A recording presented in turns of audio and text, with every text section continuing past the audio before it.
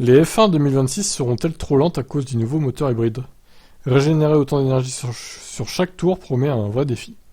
Pat Simons a minimisé les craintes que la Formule 1 devienne trop lente avec la toute nouvelle réglementation. Actuellement, seuls 163 chevaux de puissance électrique sont disponibles pour les équipes, mais à partir de 2026, l'objectif c'est de tripler avec 475 chevaux générés du côté hybride.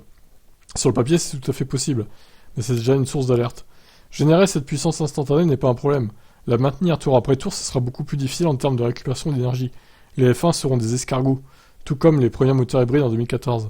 Les pilotes devront couper les gaz à mi-chemin dans la ligne droite pour régénérer l'énergie nécessaire. What? Ça va être n'importe quoi. Simons, directeur technique de la F1, a déclaré que les craintes étaient complètement infondées. Donc là, la phrase qui a été prononcée, c'est un ingénieur motoriste anonyme. C'est pas Simons. Du coup, lui, Simons, il est pas d'accord avec ça, il va nous dire pourquoi. Nous, on s'attend pas à des pertes sur un tour de qualif, c'est une chose.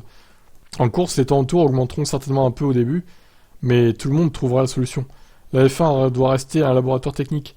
C'est un défi que les motoristes ont accepté car cela sert directement à l'industrie automobile. Pour l'instant, seul Audi a confirmé son arrivée en 2026, les choses s'assombrissent du côté de Porsche, qui est un partenaire très solide pour entrer dans cette nouvelle ère. Bon bref, ça on l'a vu précédemment. Donc à voir en 2026 ce que ça va donner, une nouvelle réglementation moteur, ma foi. Ne pas crier au drama tout de suite, il faut attendre de voir ce qui va se passer, avant de dire que les F1 seront trop lentes. Allez, ciao ciao.